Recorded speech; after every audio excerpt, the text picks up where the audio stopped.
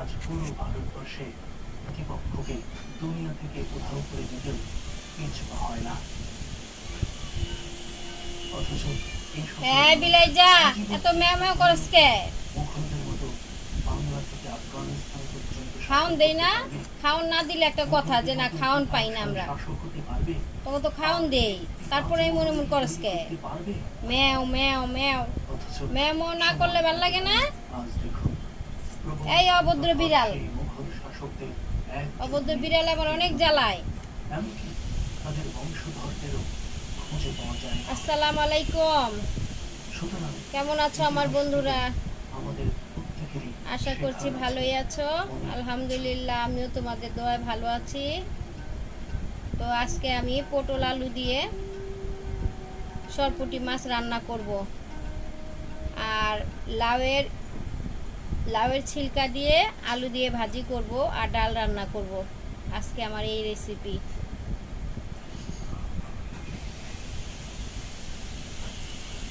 আচ্ছা, ঘুম থেকে অনেক দেরি করে উঠছি বন্ধুরা, বুঝছো? অনেক দেরি করে ঘুম থেকে উঠছি, প্রায় উঠছি 9:30 বাজে ঘুম থেকে উঠছি। শরীরটা অনেক মেজমেজ করতেছে, দেরি করে ঘুম থেকে উঠলে যা হয় আর কি। শরীর ক্লান্ত লাগে, শরীর ভালো লাগে না। আর সকাল সকাল ঘুমের থেকে উঠলে শরীরটা একদম ফ্রেশ লাগে, ফ্রেশ। আল্লাহ রাসূল বলেন, যার ঈমান যত বেশি, যার ঈমান যত মজবুত, সে তত বেশি যন্ত্রণা পাবে। মানুষজন টিটকারি করবে, বিশেষ করে যারা কাফির মুশরিক, তারা বলবে, দেখো ঈমানের কারণে যন্ত্রণা পাচ্ছে। আল্লাহ রাসূল বলেন, যার ঈমান যত বেশি, তার যন্ত্রণা তত তীব্র হবে, এবং তীব্র যন্ত্রণায় সকল ঈমানদার শ্বাস ফেলছে। এরই মধ্যে একদিন হঠাৎ জিলহজ মাসের 10 তারিখ, দিবাগত রাত্রি, আগামী যানবাহনের সাথেও তার তুলনা চলে না। এমনকি তার সামনে থেকে কেউ পালিয়েও যেতে পারবে না। সে প্রত্যেকটি মানুষের কপালে তার লাঠির দ্বারা একটি করে দাগ দেবে। প্রিয় দর্শক, ঈমানদারদের কপালে দাগ দেওয়ার সঙ্গে সঙ্গে তাদের চেহারা চাঁদের মতো উজ্জ্বল আলোকময় হবে, এবং কাফের ও মুশরিকদের কপালে দাগ দেওয়ার সঙ্গে সঙ্গে তাদের চেহারা ভয়ানক কালো ও কুৎসিত হয়ে যাবে। সে অতি অল্প সময়ের মধ্যে প্রত্যেকটি মানুষের কপালে একটি করে দাগ দিয়ে যাবে, যার ফলে দুনিয়ার যাবতীয় মানুষ ঈমানদার ও বেঈমান এই দুটি শ্রেণীতে বিভক্ত হয়ে যাবে। মূলত এই ঘটনাটি পৃথিবীতে দক্ষিণাসেই মৃদু বাতাস আসার পূর্বে ঘটবে। এরপরের ঘটনা তো আমরা জানি। দক্ষিণ দিক হতে বায়ু প্রবাহিত হয়ে দাব্বাতুল আরদ, যাদের কপালে ঈমানদার লিখে গিয়েছিল, যাদের চেহারা নুরানি হয়ে গিয়েছিল, দক্ষিণা বাতাসে এরা প্রত্যেকে যন্ত্রণায় ছটফট করতে করতে এই ভয়ঙ্কর পৃথিবী থেকে শান্তিপূর্ণভাবে বিদায় নেবে। ভেতরে লুকিয়ে থাকা সকল তথ্য জমিন সেদিন বের করে দেবে। এরপরের আয়াতে আল্লাহ বলে, অকালাল ইনসানু মা লাহা। আর মানুষ এই সকল আশ্চর্য বিষয় দেখে বলবে, আরে এ জমিনের কি হলো? মানে হচ্ছে, মানুষ বলতে থাকবে, আমি যে গোপনে অন্ধকারে এখানে একজনকে খুন করেছিলাম, এই তথ্য আজ কেন জমিনের উপর প্রকাশ পেয়ে গেল? আরেকজন বলবে, আমি যে রাতের অন্ধকারে জিনা করেছিলাম, সেই তথ্য এখন সবার সামনে কেন প্রকাশ হলো? আমি তো লজ্জায় চোখ দেখাতে পারছি না। পবিত্র কোরআনে সূরা জিলজালের 3 নম্বর আয়াতে আল্লাহ এটাই বলছেন। মানুষ বলবে, অকালাল ইনসানু, মানুষ বলবে, মা লাহা, এর কি হলো? এই জমিন এমন করছে কেন? তারপরের আয়াতে আল্লাহ বলেন, ইয়াউমা ইযিন তুহাদ্দিসু আখবারাহা, সেদিন জমিন তার বৃত্তান্ত বর্ণনা করবে। আল্লাহু আকবার, সেদিন আল্লাহ তার জবান খুলে দিবেন, সে প্রকাশ করে দেবে যা কিছু আপনি এই জমিনের মধ্যে ঘিরে দিয়েছিলেন, ভেবেছিলেন কেউ জানবে না, কোনোদিন কারো কানে পৌঁছাবে না, কিন্তু না, জমিন সকল তথ্য সংরক্ষণ করে রেখেছে। এটাও আল্লাহর মাখলুক, এখান থেকে গোপনের কোনো সুযোগ নেই। তারপরের আয়াতে আল্লাহ বলেন, বিআন্না রাব্বাকা আওহা লাহা, যেহেতু তোমার রব তাকে নির্দেশ দিয়েছেন, তাই সে অবশ্যই সব প্রকাশ করবে। তারপরের আয়াতে আল্লাহ বলেন, ইয়াউমাইযিন ইয়াসদুরুন নাসু আশতাতান লিউরাউ আ'মালাহুম সেদিন মানুষ বিক্ষিপ্ত ভাবে বের হয়ে আসবে, যাতে দেখানো যায় তাদেরকে নিজের কৃতকর্ম। তারপরের আয়াতে আল্লাহ বলেন, ভয়ে বালক বালিকারা বৃদ্ধের ন্যায় হয়ে যাবে। সেই সময় পাপাত্মা শয়তান দুনিয়ার এক প্রান্ত হতে অপর প্রান্ত পর্যন্ত দৌড়াদৌড়ি করতে থাকবে। সেই যে আদমকে পথ ভ্রষ্ট করে হাজার লক্ষ বছর পূর্বে জান্নাত থেকে বিতাড়িত হয়েছিল, আজ সে আল্লাহর ওয়াদা সত্য দেখতে পাচ্ছে, তাই তার হুঁশ নেই, কিন্তু কোথাও পালাবার স্থান নেই। মানব দানব জিন পরি পশু পক্ষী সমস্ত জীবজন্তু অজ্ঞান হয়ে যাবে। অবশেষে সকলেই মৃত্যু মুখে পতিত হবে। এই ভূমিকম্পে সমস্ত দুনিয়ার মাটি ওলট পালট হয়ে যাবে, এমনকি উপরের মাটি 40 গজ নিচে চলে যাবে এবং জমিনের 40 গজ নিচের মাটি উপরে উঠে চলে আসবে। সেই সঙ্গে দুনিয়ার যাবতীয় জীবজন্তুর মৃতদেহ, গাছপালা, বাড়িঘর, দালান কোঠা, এক কথায় দুনিয়ার প্রত্যেকটি জিনিস মাটির ভিতরে ঢুকে যাবে। সমগ্র দুনিয়ার গাছপালা, তরুলতা, পাহাড় পর্বত সবকিছু এক বিশাল সমতল মরুভূমিতে পরিণত হবে। সমগ্র দুনিয়ার কোথাও একটি প্রাণী, এক বিন্দু ছায়া, এক ফোঁটা পানি থাকবে না। তখন পর্যন্ত আল্লাহ পাকের আরশ 8 জন ফেরেশতা বহন করবে। হযরত জিবরাইল, হযরত মিকাঈল সৃষ্টি করেছে, ঠিক তত সংখ্যক তোমার সাহায্যকারী ফেরেশতা সৃষ্টি করেছে। তাই আজ তুমি তোমার চূড়ান্ত সেই কাজটি সম্পন্ন করো। তুমি তোমার সাহায্যকারী ফেরেশতাদেরকে নিয়ে যাও, অপাত্তা শয়তানের জান কবজ করো। দুনিয়া সৃষ্টির প্রারম্ভ হতে কিয়ামত পর্যন্ত যাবতীয় জীবের জান কবজ করতে তুমি যে পরিমাণ কষ্ট দিয়েছ, তার চেয়ে 4 গুণ বেশি কষ্ট দিয়ে আজ শয়তানের প্রাণ বের করে নিয়ে আসে। আল্লাহর আদেশে মালায়েকার মউত এমন ভীষণ অগ্নিমূর্তি ধারণ করলেন যে তার সেই মূর্তি দর্শন করা মাত্রই দুনিয়ার যে কোনো জিন, মানব বা দৈত্য দানব মৃত্যু মুখে পতিত হতো। মালায়েকাল মউত জাহান্নাম হতে 70,000 অগ্নিময় শিকল সহ লক্ষ লক্ষ ফেরেশতা সঙ্গে নিয়ে পাপাত্মা শয়তানের জান কবজ করতে রওনা হবে। শয়তান মালায়েকাল মউতকে দেখা মাত্র দৌড়ে পালানোর চেষ্টা করে। মালায়েকাল মউত তাকে সম্বোধন করে বলে, হে পাপিষ্ঠ শয়তান, তুই দুনিয়ার অগণিত মানুষকে সৎ পথ হতে ভ্রষ্ট করেছি। আজ তোকে তোর সেই কৃত কাজের ফল ভোগ করতেই হবে। একথা শুনে সে দুনিয়ার এক প্রান্ত হতে অপর প্রান্ত পর্যন্ত সারা দুনিয়ায় ছোটাছুটি করতে থাকবে, কিন্তু তার এরিয়ার বাইরে যাওয়ার সক্ষমতা তো তার নেই। মালায়েকার মউত তার দলবল সহ তাকে কয়েক দফা ধাওয়া করতে থাকবে। পাপাত্মা শয়তান অবশেষে ক্লান্ত হয়ে হযরত আদম আলাইহিস সালামের নিকট এসে দাঁড়িয়ে বলতে থাকবে, হে আদম, তোমারই জন্য আজ আমি মহাপাপী, তোমারই জন্য আমার এই দুর্দশা। এই কথা বলতে না বলতেই মালায়েকাল মউত দলবল সহ সেখানে উপস্থিত হয়ে শয়তানকে বন্দী করে ফেলবে এবং জাহান্নাম হতে আনিত অগ্নির পেয়ালা পান করাবেন জবরদস্তি করে।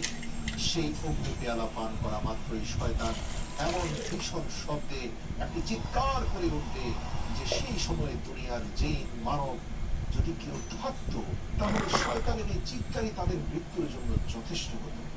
মালায়েকাল মউত অত্যন্ত কঠোর শাস্তি দিয়ে ইবলীসের জান কবজ করবে। এরপর মালায়েকাল মউত একে একে যাবতীয় ফেরেশতার জান কবজ করবে। তখন আল্লাহ তাআলা জিজ্ঞেস করবেন, হে আজরাইল, এখন আমার সৃষ্টির মধ্যে কে আছে? মালায়েকাল মউত উত্তরে বলবে, হে পরওয়ারদিগার, আপনি চিরজীবী, আপনি আছেন এবং আপনি থাকবেন। তাছাড়া আপনার একমাত্র গুনাহগার বান্দা এই আমি জীবিত আছি। তখন আল্লাহ তাআলা বলবেন, হে আজরাইল, নিশ্চয়ই তুইও আমার এক লোক, আর তুই তো জানিস প্রত্যেক প্রাণীকে মৃত্যুর স্বাদ গ্রহণ করতে হবে। আমার এই বাণীকে তুই শুনেছিস? আজরাইল মাথা নেড়ে কাঁদতে কাঁদতে বলবে, হে আল্লাহ, আমি অবশ্যই শুনেছি। অতএব আল্লাহ নির্দেশ দিবেন, অতএব এখন নিজ হাতে নিজের জান কবজ কর। তখন মালায়েকাল মউত নিজ হাতে নিজের জান কবজ করে মৃত্যু মুখে পতিত হবে। অতঃপর 40,000 বৎসর পর্যন্ত এক আল্লাহ ব্যতীত আর কোনো কিছুরই অস্তিত্ব থাকবে না। তখন আল্লাহ তাআলা আসমান ও জমিনকে সম্বোধন করে বলবেন, এখন আসমান ও জমিনে কার বাদশাহী? যারা ক্ষমতা ও ধনের গর্বে গর্বিত হয়ে ধরাকে সরাজ্ঞান করত, যারা আমার রাজ্যে বসবাস করে আমার নিয়ামত ভোগ করে আমার বিরুদ্ধচারণ করত, তারা আজ কোথায়? যখন কেউই এর কোনো উত্তর প্রদান করবে না, তখন আল্লাহ তাআলা পুনরায় বললেন, আজ কেউ নেই আমার বিরুদ্ধাচরণ করার জন্য, আজ কেউ নেই, কেউ নেই আমার নাফরমানি করার জন্য। বিশ্বজগৎ একমাত্র আমারই রাজ্য, আর আমি এর একমাত্র সার্বভৌমত্ব। আমরা সকলেই জানি হযরত ইসরাফিল আলাইহিস সালাম দ্বিতীয়বার সিংহায় ফুৎকার দেওয়ার পর সকল মৃত মানুষ পুনরায় আবার কবর থেকে জেগে উঠবে। এখন প্রশ্ন হলো, হযরত ইসরাফিল আলাইহিস সালামের দুই ফুৎকারের মাঝে সময়ের ব্যবধান কত হবে?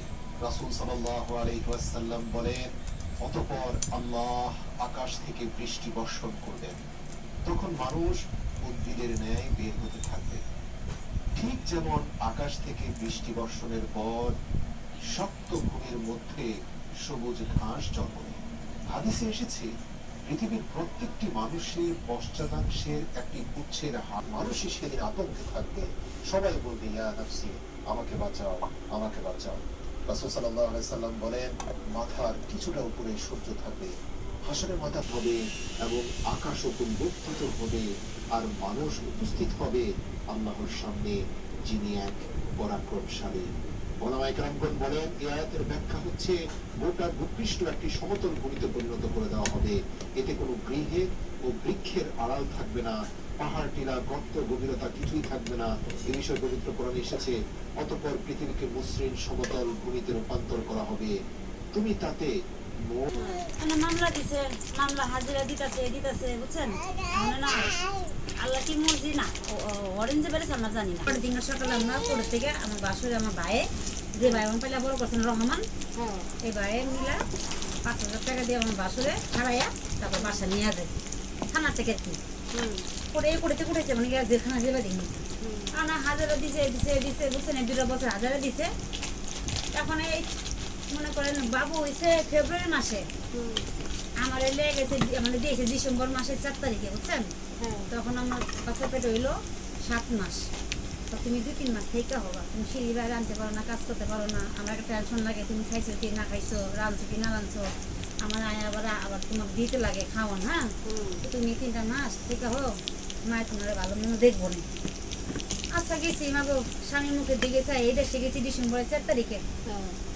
7 তারিখে কি করছে জানেন, আমার লঞ্চের মধ্যে কান্দি, ওই আমার 4 তারিখে পাঠায় 7 তারিখে গেছে কক্সবাজারে ঘুরতে, আপনারা জানেন।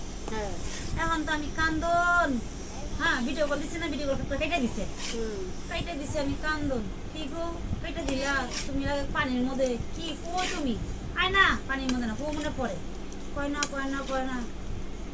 বন্ধু থেকে মনে কি কক্সবাজারে গেছে ঘুরতে, বুঝছেন। পরে এলা আমি কান্দি কাটি, আমার ফোন ধরে না, মানুষে কেমনে বিশ্বাস করবো, আমার ফোন ধরে না, আমি কান্দি কাটি, আমি ভাত খাই না, একসময় কুটাকাটি করি, একসময় কুটাকাটি করি না, একসময় রান্ধি, একসময় রান্ধি না, মনে করেন আমার হুড়ি একটা সব চাপ করে আমার হুড়ি উপরে কোটা বাচ্চা রান্না বাড়া বুঝছো, শেয়ার করে না। এই একটা জিনিস, এই যে আমার ওই যে ডেলিভারির সময় ওই যে বাচ্চা লেগে গেছি, আমার শ্বশুর করে হোক স্বামী স্ত্রী কইছে কারে, স্বামী স্ত্রী একটা কিছু পরামর্শ করতে গেল, কোন একটা কিছু কাজ করতে গেল, স্বামী স্ত্রী দুজনের উভয় পক্ষের পরামর্শ করব না, পরামর্শ কইরা করলে এই জিনিসটা সাকসেস হওয়া যায় না। গোপনীয় ভাবে করবা, হঠাৎ বউ শুনবো, তাহলে শুনলে মনে ভিতরে কষ্ট হয় না। ওর ভালো মন জানে তারা জানে, ওর মা অনেক কষ্ট পায়, মা বোন ভাই ভাই বউ এই 4টা মানুষ জানবো, কেউ জানে না। 5টা না গেতো ভাড়া থেকে পাচ্ছেন না, ভাড়া থেকে পাঠাইছে না, গ্যাস লাগে না, পানি লাগে না, কারেন্ট বিল লাগে না। তারপর আমি আলি বুঝে দাম কটে গালি মা 40 টাকা 40 টাকা আলি গেছে তো, 30 টাকা 20 টাকা আলি, 80 টাকা আলি কি এর আজিরা কথা কাকে আলাম পরে আমি বেশি দাম না মা 60 টাকা 50 টাকা আলি কোন 100 টাকা তো কোন নাই, আমার 100 টাকা হইলে আমার খাওয়া লাগে, আমার ওষুধ। হ্যাঁ, আমার গাও শুকাল লাগে, লেবু খাইলে আর মালটা খাইলে তোমার গাওটা তাড়াতাড়ি শুকায় যাবে। কিন্তু আমার জীবন আমার শাশুড়ি না ডাইনে বাজারে থেকে কি বাবা কি জান না। হ্যাঁ ভাইয়া কিছে, ভাইয়া কই আইছে, নানু বাসা বেড়াইতে আইছো, কইছেন তো হ নানু বাসা বেড়াইতে আইছো বাচ্চা লইয়া ভাইয়া, কি পাগলে কিনা কয় ছাগলে কিনা খায়, এই দোষ হইলো আমার। থাক মা ধৈর্য ধারণ করো, আল্লাহ ধৈর্য আমি দুইটা বলাবান খাওয়া যারা ধৈর্য ধারণ করে তাকে আল্লাহ অনেক ভালোবাসে। আমি ইচ্ছা করে দিতে পারি গা, না দরকার কই নেই, যামু কার কাছে যামু না মানে আবার তো ফির আমার বাপের বাড়ি আইতে স্বামীর নামে থাকা ভালো। আর যদি ঘর ছেড়ে পড়া যাই তাহলে বাড়ি ঢুকতে পারুম না না না না না দরকার নাই। 3 মাস পর 2 মাস পর আল্লাহ হাজিরা দিত হ্যাঁ। আল্লাহ আবার কোর্জন শেষে কত মামলা যখন শেষে পড় দেয় তো হ্যাঁ। তখন আল্লাহ একটি গবে না আর যদি কোর্সির সাথে না পাওয়া যদি কয় তাহলে ও কইতো যে আমি গরিব মানুষ দুম কইতো আমি হ্যাঁ, দিলে হ্যাঁ, 5000 মানে 10000 করে দেবো হ্যাঁ প্রত্যেক মাসে মাসে 5,000 টাকা করে দেয়। ওইটাও হয় নাকি এখন কি জানেন আমার বাসায় কি উকিল দছে আল্লাহ মাহবুতে জানে ফোন দিলে সে না জানো আচ্ছা ফোন দেয় না তা আমি ফোন দিই না এইটা দেয় তাহলে আপনি যদি কেন ফোনটা দেন আমি কেন জানেন যে উকিল কি কথা কইছেন কি আছে বিষয় তুমি কি উকিলের লাও সরাসরি কথা কই? আর আমি তো জানেন উকিলের নাম্বার লইছি যায়া হ্যাঁ, ভালো উকিলের হয়েছে। নাম্বার লইয়া উকিলের লোক কথা কই কি জানেন কোর্টে যায়া হ্যাঁ তো আবার কাল কাইছেন আয়া যাই না যা দিয়ে আমার বাসুরে নন্দে যাবো ওখানে কি কইব হ্যাঁ তা আমার বাড়ি আমি খারাপ থাকি আমার আপা আচ্ছা জানি না কালকে আবার আইছেন কাল বিশুদ্ধবার একলা গেছি বিশুদ্ধবারে ওই যে বিশুদ্ধবার একলা গেছি বুঝছেন আজকে কি বার আজকে মঙ্গলবার না মঙ্গলবার হয়। হ্যাঁ মঙ্গলবার ওই বিশুদ্ধবারে গেছি একলা তো শনিবারে কোর্ট বন্ধ রবিবারে গেছি রবিবারে গেলাম আবার সোমবারে বাইরে আমি বেরোলো আমি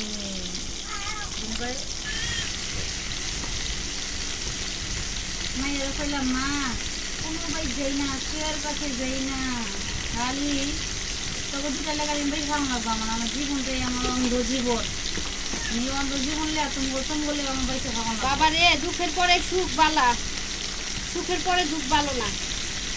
ঠিক আছে মা আমার তো শিশুকালে মা গর্বে পড়তে তো না দুঃখ এই কোন দুঃখে এইছে মা তো আল্লাহ পরীক্ষা করে, আল্লাহ তোমার ভালোবাসে বেশি, এটাই মনে করবা।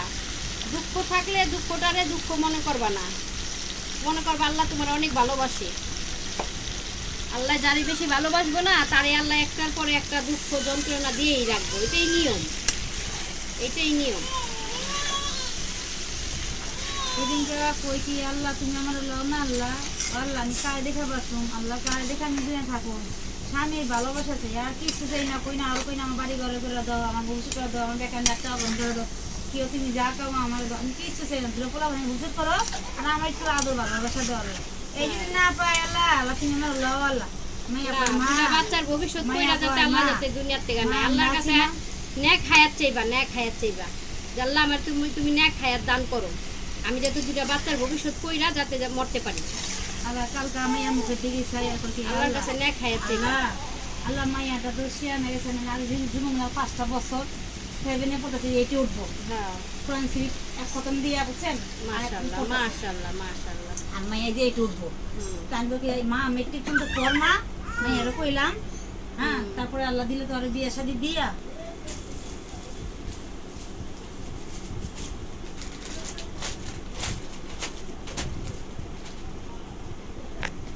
সন্ধ্যাবে বিয়ে দিয়েছেন কই এদিকে না ছন্দার বিয়া দিছি কুমিল্লায় আর জোনাকির শ্বশুর বাড়ি হলো কুলচর।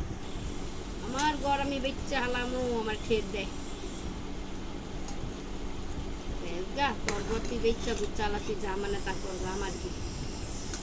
এটা কি করেন না এর মধ্যে আরো করে থাকেন যে আমি ইউটিউব চ্যানেলে আছি না, ব্লগ ভিডিও বানাইতেছি, পটল আলু দিয়ে রান্না করতেছি। ও ইউটিউব করতেছেন না আমি ইউটিউব চ্যানেলে আছি তো প্রায় 2 বছর ধরে, 2 বছর ধরে ইউটিউব চ্যানেলে আছি।